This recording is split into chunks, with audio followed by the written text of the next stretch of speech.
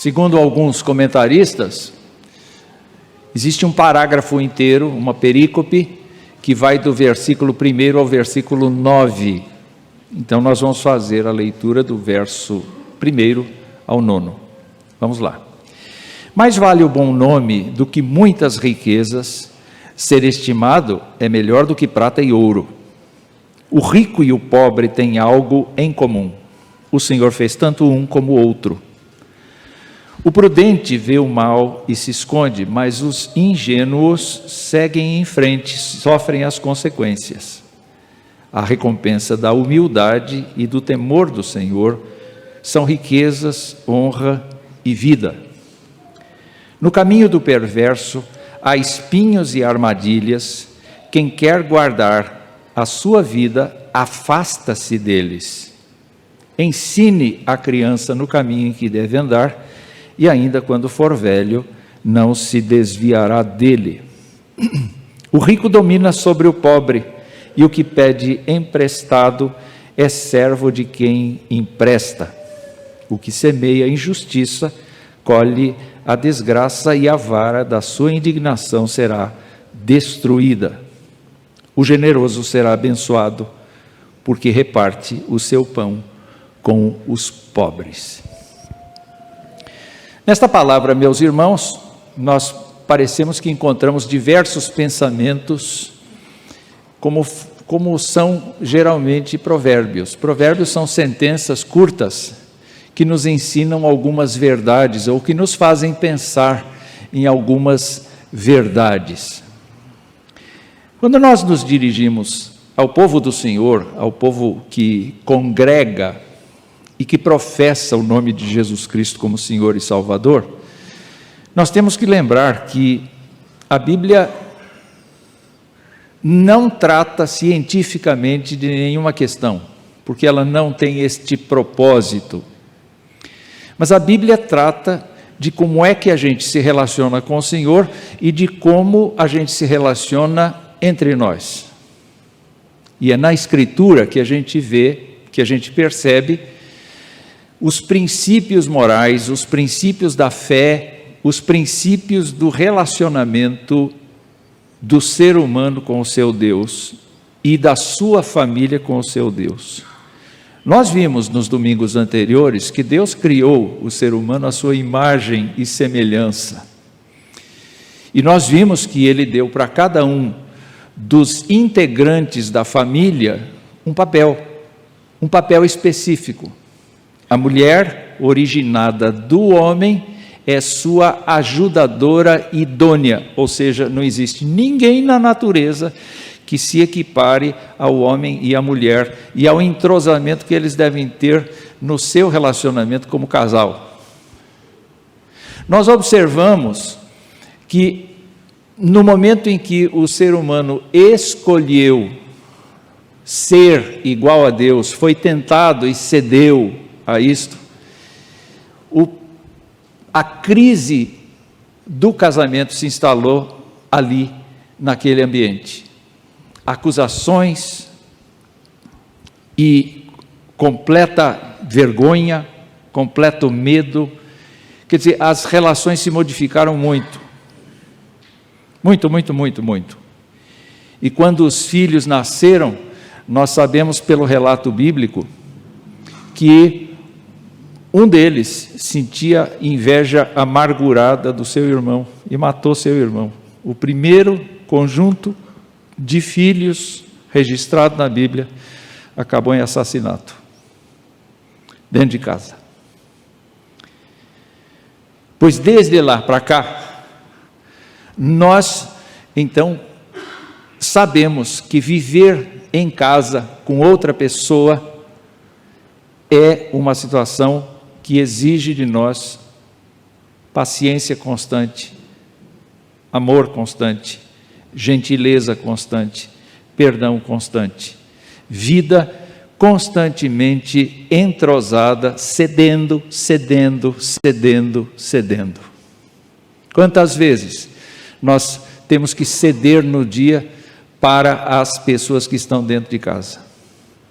E quando pensamos no porquê a vida de uma família crente é diferente da família de todo mundo, nós temos que nos lembrar de alguns fundamentos que norteiam este pensamento. Um fundamento que eu gostaria de resgatar aqui foi a palavra que Deus disse para Abraão quando ele chamou Abraão. Deus disse para ele: anda na minha presença e ser perfeito, eu te farei pai de muitas nações. Mas mais adiante, lá no capítulo 17 de Gênesis, no versículo 7, ele diz assim: eu estabelecerei uma aliança entre mim e você, e a sua descendência no decurso das suas gerações. Eu estou fazendo aliança com você, mas não só você, como o filho, o seu neto, o seu bisneto, o seu trineto, o seu tataraneto, o seu, lá adiante, vai ser atingido pelo que eu estou falando por você, com você agora. Você sabe o que isso representa? Representa que se você não é casado ainda, mas vai ter filhos, e se porventura Deus te der filhos, esses filhos gerarem outros filhos, os filhos deles, Deus vai usar da aliança dele, aqui, na próxima geração, na outra, enquanto a gente nem pensa nisso, Deus está pensando em como trabalhar com os filhos dos filhos dos filhos dos filhos dos filhos dos filhos dos filhos dos nossos filhos. Tudo por quê? Porque Deus estabeleceu isto, uma aliança entre mim e você e a sua descendência no decurso das suas gerações, aliança perpétua, para ser o seu Deus e o Deus da sua descendência.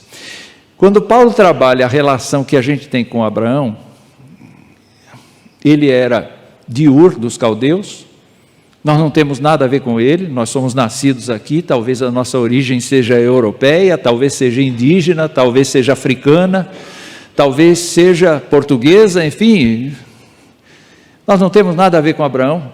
Temos. O apóstolo Paulo diz que os filhos da fé, os que são da fé, são filhos de Abraão. Portanto, a aliança que Deus fez com ele aplica-se a crentes de todas as etnias, em todo o tempo. O apóstolo Paulo, quando trabalha essa questão, vai falar que uma mulher crente que mora com um marido não crente santifica o seu marido. E os filhos são considerados santos. É um mistério para a gente pensar no fato de que dentro da tradição judaico-cristã, Deus, claro, trata a salvação da pessoa pessoalmente, individualmente.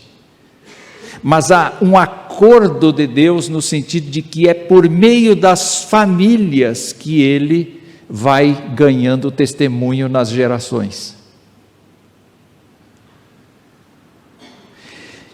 Há um segundo aspecto que eu gostaria de colocar, que é justamente a ordem que Deus deu para o povo quando estava prestes a entrar no Egito, na terra prometida.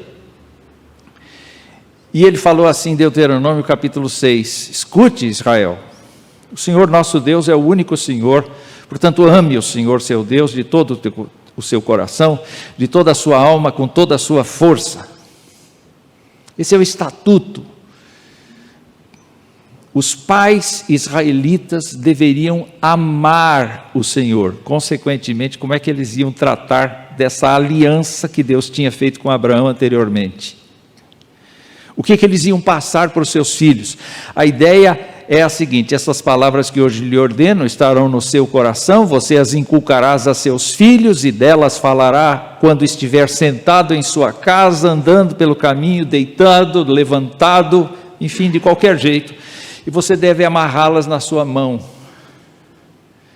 Quer dizer, o israelita devia ser um crente devoto, um crente que se importava em viver a mensagem, um crente que se importava em viver para a glória de Deus, um crente que vivia para perceber o mover de Deus na sua casa. O homem, o pai, a mãe, essas pessoas deveriam ser constantemente concatenadas com o Senhor para abençoar os filhos. E um terceiro conceito que eu queria trazer é aquele que nós lemos agora há pouco. Os filhos são herança do Senhor. E quando a gente pensa numa herança, o que a gente pensa? A gente pensa num legado que não foi a gente que construiu.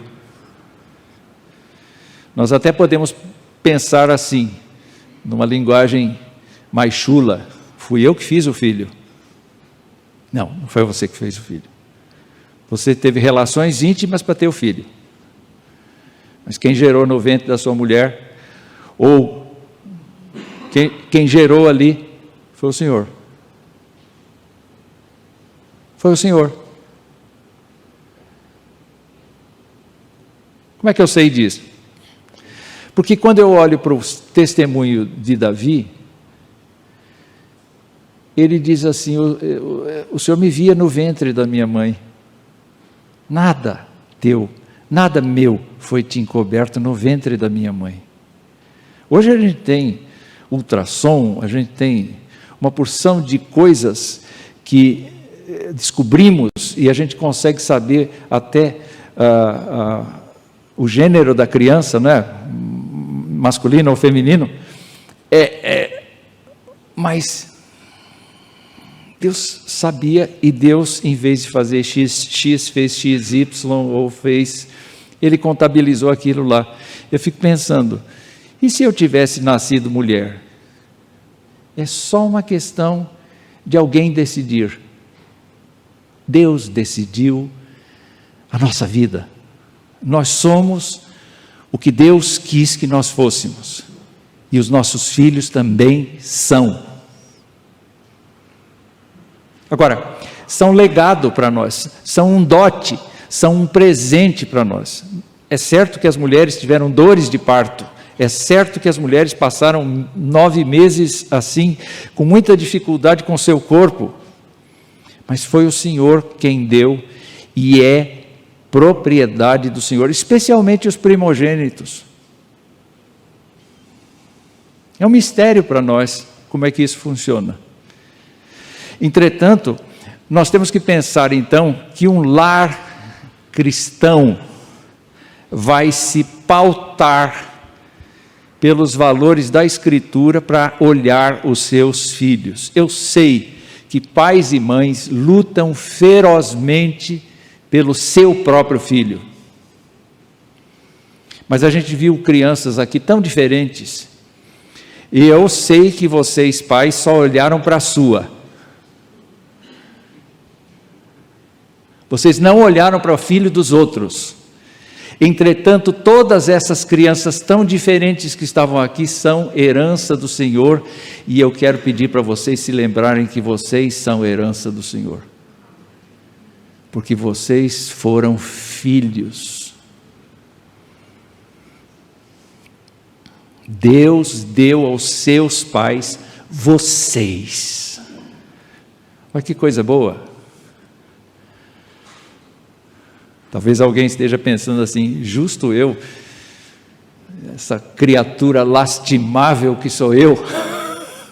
Sim, o Senhor deu você aos seus pais. E quando o autor dos Provérbios trabalha esta perícope, ele está trabalhando no contexto de riqueza e pobreza, porque ele cuida da vida. Aqui nos Provérbios, ele não é teológico, ele é prático. A vida prática são ensinos de sabedoria, são ensinos para uma boa caminhada, uma boa conduta. Se você quiser, por exemplo, ter conselhos muito sábios a respeito de como conduzir a sua vida, gaste tempo estudando Provérbios 3, de 1 a 10. Ou de 1 a 12. Faça isso em casa. Experimente ver como Deus vai consertar a sua vida naquilo que está pegando, naquilo que está errado. Voltando ao texto, quando olhamos para esta perícope, então, nós sabemos que ele está tratando de questões que envolvem a riqueza e a pobreza, mas ele também está tratando na forma de princípios morais, de princípios religiosos, como eu disse, não de ciência. Mas eu quero dizer mais uma coisa acerca de Provérbios. É que os provérbios fazem afirmações que não são absolutas. Por exemplo, se você pegar o verso 6 e ler aqui, ensine a criança no caminho que deve andar, e ainda quando for velho não se desviará dele, isso não quer dizer que as pessoas não se desviam, mas quer dizer que existe grande possibilidade dele não se desviar. Porque nós podemos trazer os nossos filhos até uma certa idade na igreja, depois eles têm que vir por conta própria. Aqueles lá vieram por conta própria, porque se eles quiserem resistir aos pais, eles vão tentar. Não vão? Eles vão. A igreja deixou de ser uma coisa interessante para mim. Na infância, eu quero orar, não importa quem esteja aqui, mas cresce um pouco, a promessa bíblica é que se você trabalhar a vida do seu filho de uma maneira intensa, de uma maneira segura, mansa, de uma maneira ordeira, com temor de Deus no seu coração, a grande possibilidade é que ele venha a ser como você, sentado aí, ouvindo a palavra. Tem gente que quer que seu filho seja nadador. Tem gente que quer que seu filho aprenda inglês. Tem gente que quer que o seu filho viaje pelo mundo, mesmo sendo crente. Tem gente que se esquece que nós estamos formando uma pessoa. Quando a criança vem, ela é uma pessoa que está em processo de formação. Leia o verso 15 de Provérbios 22 para você ver. Você achou? Vamos ler juntos? A tolice está ligada ao coração da criança, mas a vara da disciplina a afastará dela. O que a criança é? A criança é criança. A criança sabe de alguma coisa? A criança não sabe nada. A criança não tem ideia de perigo. A criança não tem ideia de profundidade. A criança não tem medo, porque não conhece.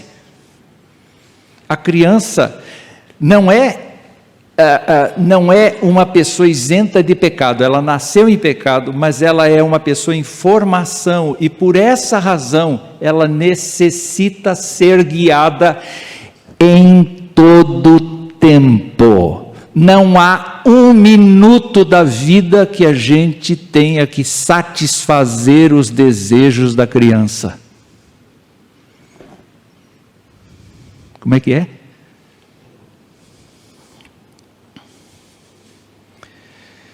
Mas ela quer doce e eu não consigo ficar em paz.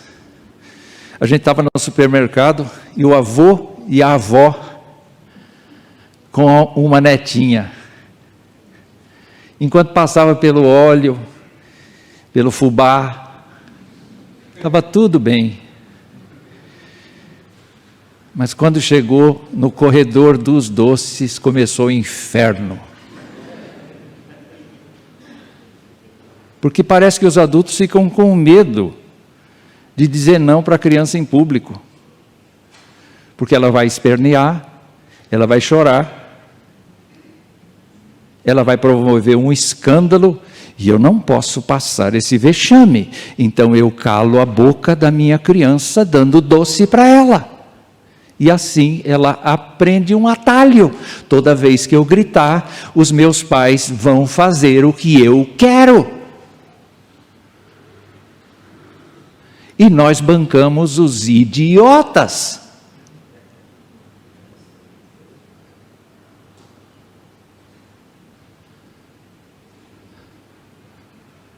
Manuela, eu sei que você não fez assim. Quando a gente pensa então no versículo 6, ele tem alguns movimentos. E eu gostaria que vocês prestassem atenção nesses movimentos. O primeiro movimento é ensina. Esse verbo é um verbo meio estranho, pouco usado na Bíblia. Tem outros verbos que são muito mais usados na Bíblia, mas ele significa alguma coisa assim, como consagrar, inaugurar, iniciar. Quando você pega uma criança, você tem que inaugurar a vida dela. Você tem que dar para ela a possibilidade dela ser uma grande pessoa na terra. Isso significa o ensinar. Quando se pensa nesta palavra como um substantivo, nós temos a ideia de dedicar, a ideia de consagrar. E nós presbiterianos fazemos isso de maneira ao vivo e a cores quando nós batizamos os nossos filhos aqui na frente. E todo mundo vê e a gente diz assim: eu prometo ser exemplo para os meus filhos, eu prometo trazê-los à casa do Senhor, eu prometo falar com eles e orar com eles e viver a vida cristã com eles, eu prometo diante de Deus, eu prometo, e promete diante de todos nós. Por quê? Porque nós estamos tratando da composição de uma vida humana, que nos foi dada pelo Senhor dos Exércitos.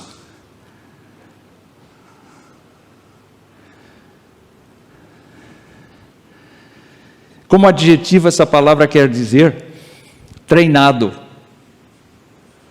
Então, treina a criança no caminho que deve andar. Consagra a criança no caminho que deve andar.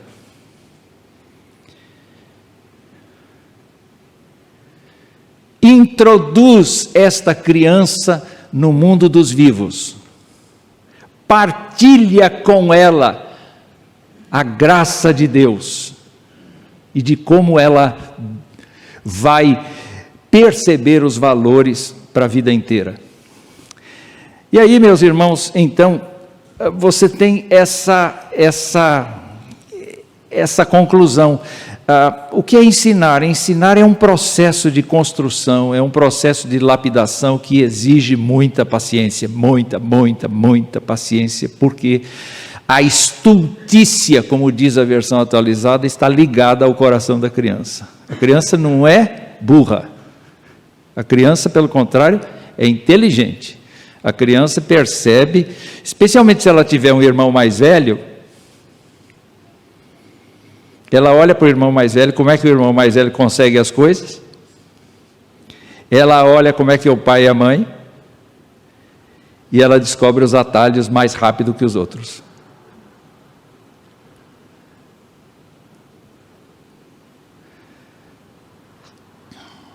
Por quê? Porque na convivência a gente vai desenvolvendo esse ritmo. Então, nós precisamos entender que um filho não é igual a outro. Não adianta a gente pegar uma regrinha e dizer, vou aplicar no filho 1, no filho 2, no filho 3, a mesma regrinha, não dá certo. Cada pessoa tem a sua personalidade e por conta disso você precisa ser uma pessoa versátil para educar um filho diferente do outro sem abrir exceção para os princípios. Então, quando os casais novos tiverem vários filhos aqui, precisam se lembrar disto.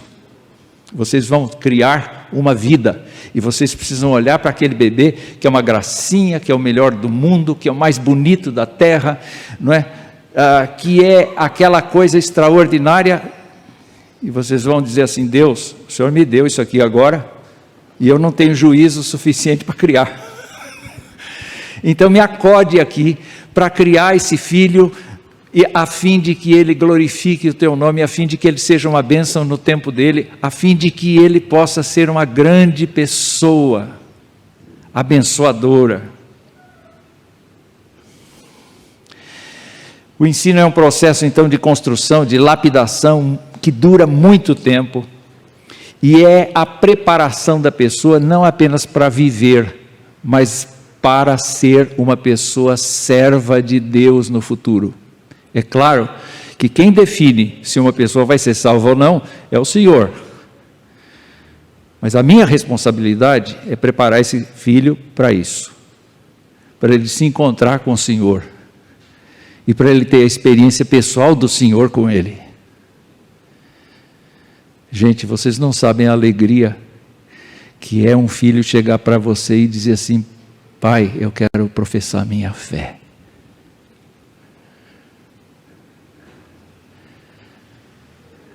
E ele diz: eu creio, eu confesso. Não é porque o Senhor é meu pai, não é porque o Senhor é crente, mas eu confesso porque Jesus me alcançou, me amou, me perdoou.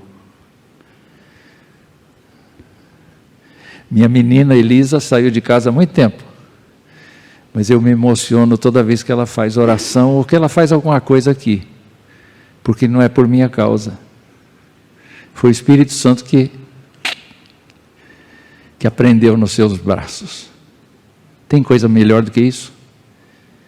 Eu dei o que eu podia, faculdade, dei o que eu podia, alimentação, roupa, eu dei o que eu podia, mas eu nunca podia escrever o nome dela no livro da vida. Deus fez isso. Só que o trabalho de conduzir a minha filha é meu. Ela não pode ser deixada para ninguém mais. Depois que ela casou, ela tem que fazer isso com as filhas dela. Continuando. Quando você pensa, então, na criança, você imagina que a criança é de quanto tempo de vida? Alguns dizem assim: olha, talvez você deva ficar preocupado com a formação do caráter, que acontece até os 5, 6 anos, assim, não é? E depois ela entra na escola pública, mas o caráter já está formado. Preste atenção como é que a nossa sociedade está. Por conta da alta dos preços, do costume que se desenvolveu, muitas famílias com uma certa posse deixaram os seus filhos na idade de formação do caráter com pessoas estranhas,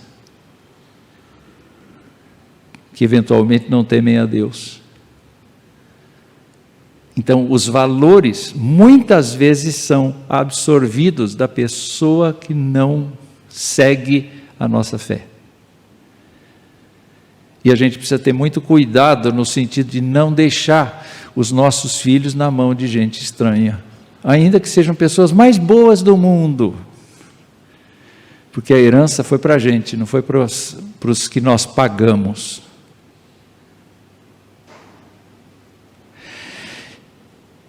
Até que idade? Eu diria o seguinte: até a idade de sair de casa. Eu estou olhando para eles porque os 4 lá gostam de comentar o meu sermão. Ninguém precisa ficar olhando aqui. Eles estão comentando o meu sermão, com toda certeza. Mas até que ponto a gente deve orientar os nossos filhos? Até que ponto? Porque os nossos filhos chegam numa idade, chegam num tipo de formação que eles ficam sabendo mais coisas do que a gente. Minha esposa dá constantemente risada, porque ela precisava fazer alguma coisa no celular dela e o neto de 4 anos ensinou. A gente não é da geração do celular. E o netinho ensinou, porque ele nasceu com o celular na fralda.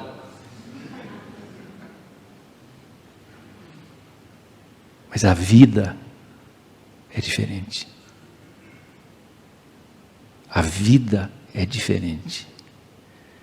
As pessoas podem entender de internet, podem entender dos aplicativos, mas não entendem da vida.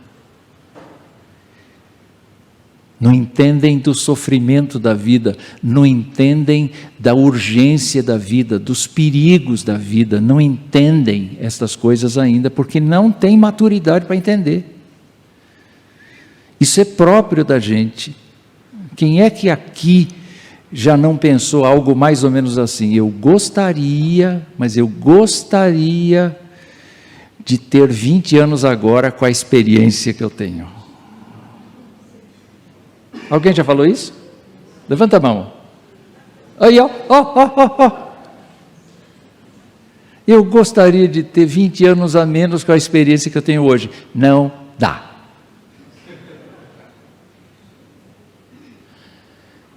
E às vezes a gente sabe que os nossos filhos precisam de ajuda, mas eles não querem, porque eles estão numa fase em que eles precisam provar que eles são pessoas.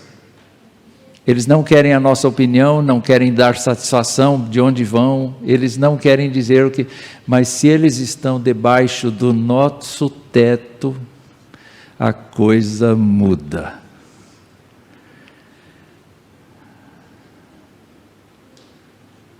Meu filho mais velho dizia: pai, todos os dias, eu chego da faculdade 11h15 da noite, lá em São Paulo, o senhor está em Jundiaí. Mas quando chega o fim de semana, eu vou namorar em Salto, e o senhor quer que eu esteja aqui em Jundiaí às 11h. O senhor nem fica sabendo se eu chegar mais tarde em São Paulo, porque eu não preciso lhe contar, eu não conto. Mas por que é que o senhor quer que a gente esteja aqui às 11 horas? Eu tenho que sair de lá às 10. É muito cedo para parar de namorar. Eu disse assim: meu filho, é muito simples. Nós confiamos que você estuda e só chega nesse horário porque o seu compromisso com a faculdade termina nesse horário. Então nós aceitamos a ideia, porque não podemos exigir que você chegue às 11 quando as aulas terminam às 11h15. Mas quando você está na nossa casa, no nosso teto, e você não está em compromissos obrigatórios, você pode ir namorar mais cedo e voltar no horário que seu pai e sua mãe se sintam confortáveis, porque nós temos medo de te perder no caminho.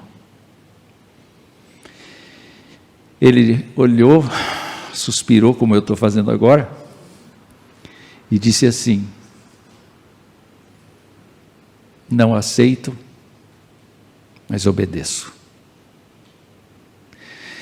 Eu disse assim para ele: essa palavra vai abençoar a tua casa no futuro. Essa sua obediência vai abençoar você. Você vai ser um homem honrado, porque você está honrando seus pais. Mas se você agir de qualquer jeito com os seus pais, evidentemente você vai ter problemas no futuro, porque os seus filhos farão pior com você, e você não vai querer essa briga. Então, até que idade? Até que eles se casem. Quando eles se casarem, aí a responsabilidade é de outro, mas continua a oração, Continua o testemunho, continua a comunhão. E eles devem ser educados em quê? Diz o texto que eles devem ser educados no caminho em que eles devem andar. Qual é o caminho? Qual é o caminho? E eu quero propor para vocês algumas coisas que o texto nos traz sobre o caminho. Vamos lá. Primeira coisa que o texto nos indica é que, efetivamente, ter um nome, ter uma honra, ter uma... esqueci a palavra. Reputação, lembrei da palavra. É melhor do que ter dinheiro no bolso. Quantos de nós criamos os nossos filhos para que eles ganhem dinheiro no futuro? E quantos de nós esquecemos de que é melhor o nosso filho até ser pobre, mas ter uma reputação ilibada?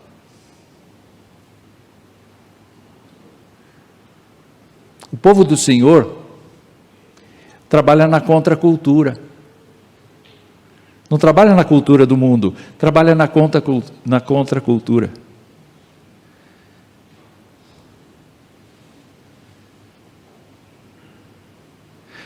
Como é que vocês, pais, sentem quando as pessoas respeitam o seu filho ou a sua filha pelo que ele faz, pelo que ele é? O que levou você a ensinar que ter um bom nome é melhor do que ter dinheiro no bolso? Esse é o primeiro ponto que ele aponta aqui no verso primeiro. Mais vale o bom nome do que muitas riquezas, ser estimado é melhor do que prata e ouro. A segunda coisa que ele menciona aqui é uma coisa muito importante no verso 2, que diz: o rico e o pobre têm algo em comum, o Senhor fez tanto um quanto o outro. Os nossos filhos precisam aprender a respeitar as pessoas. Você já viu duas pessoas aqui na igreja conversando e uma criança correndo por onde ela quer passar? É no meio. Ela não dá a volta, ela quer passar no meio. E nós precisamos trabalhar as crianças no sentido de que elas consigam identificar que uma pessoa que tem dinheiro, tem posse, deve ser respeitada, mas também uma pessoa que não tem dinheiro nenhum deve ser respeitada. Por quê? Porque o Senhor fez o rico e o Senhor fez o pobre. É simples assim. Nós não somos identificados pelo Senhor por quanto dinheiro a gente carrega. Nós somos identificados por sermos humanos. E os nossos filhos precisam aprender a lidar com todas as pessoas com respeito.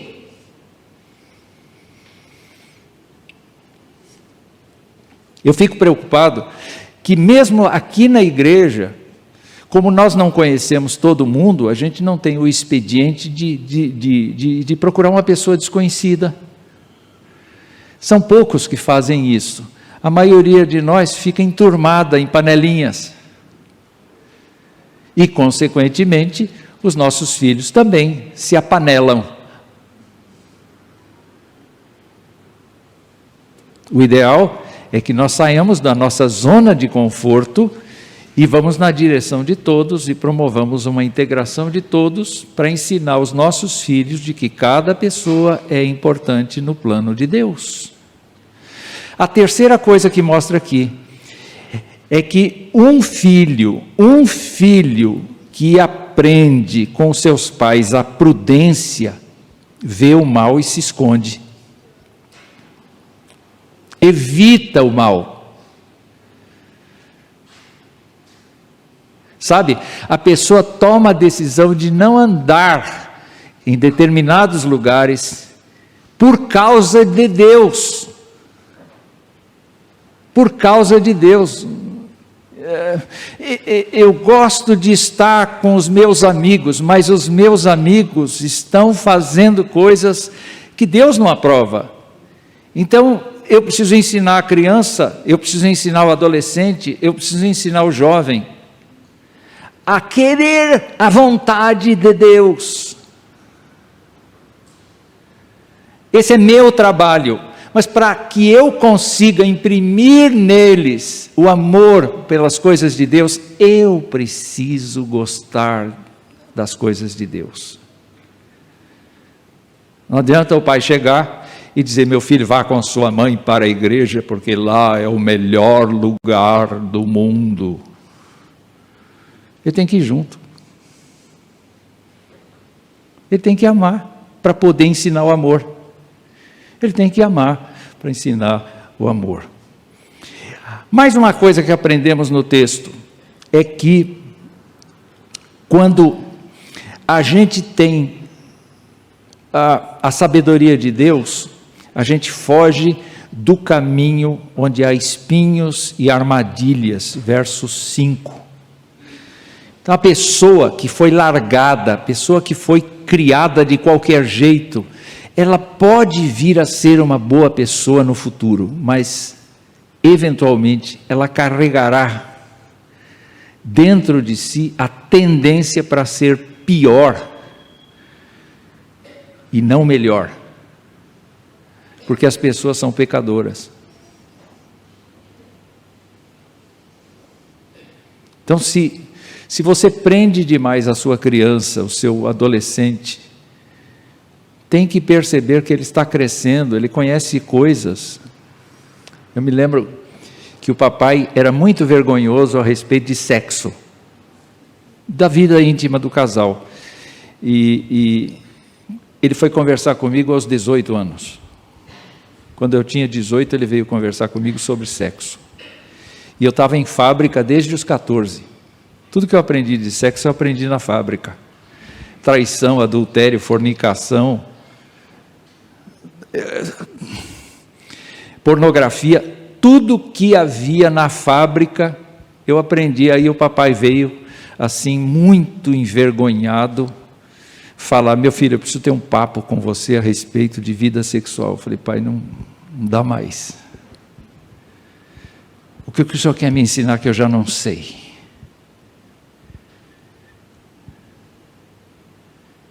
Então, se você deixar o seu filho, a sua filha ir com amiguinhos, sem conhecer a origem, tal, etc., sem se importar com o que eles estão fazendo, eles estão bulindo com o próprio corpo, eles estão bulindo com drogas, eles estão bulindo com qualquer coisa, porque é o que eles sabem fazer. E os seus filhos, se não forem orientados, eles entrarão nessa, e isso é espinho e armadilha para eles próprios.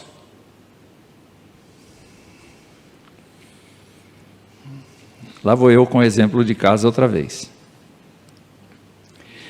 Meu amigo de 14 anos estava fumando, e a mãe não queria. Eu tinha feito algumas experiências no campo, e tinha parado com as brincadeiras, porque eu me assustei com um crente que vinha no meu encontro. Então eu não sei o que eu fiz com o cigarro.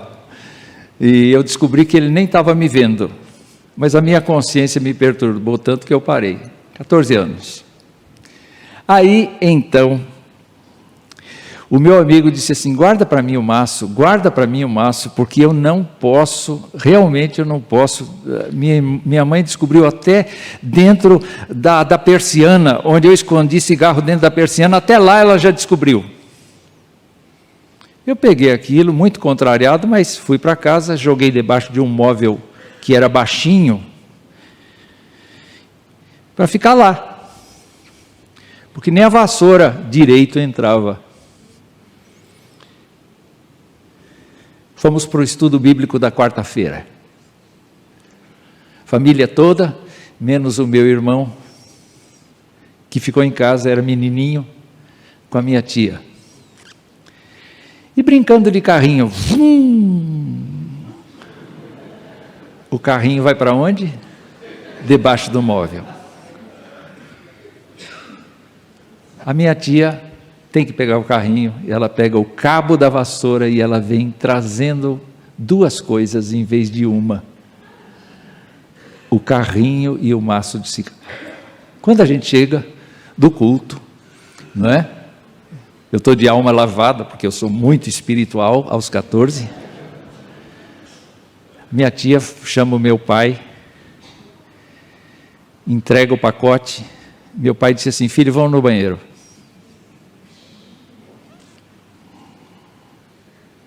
Nós entramos no banheiro, ele fechou a porta atrás dele e disse assim: isso é seu? Não, pai, isso é de um colega. Você está falando a verdade? Estou. Você fuma? Não, eu não fumo mais. Só que eu não falei mais.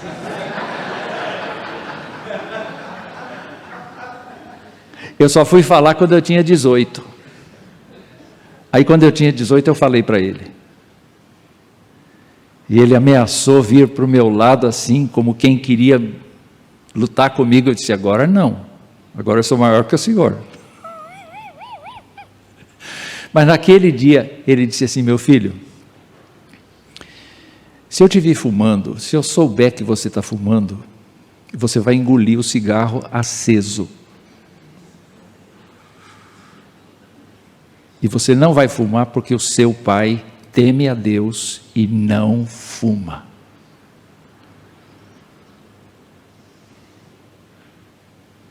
Sim, senhor. Ele não falou que o cigarro era mal para a saúde, ele não falou que o cigarro era do mundo, ele não falou de nada disso. Ele disse assim: você não vai fumar porque eu não fumo. E você vai se espelhar em mim. Eu queria que você prestasse atenção nessa coisa toda de quanto é que nós somos os padrões para os nossos filhos. Os nossos filhos estão vendo o nosso caminhar. E nós não podemos esquecer que se porventura nós nos aplicarmos, orarmos, Deus vai fazer a sua parte.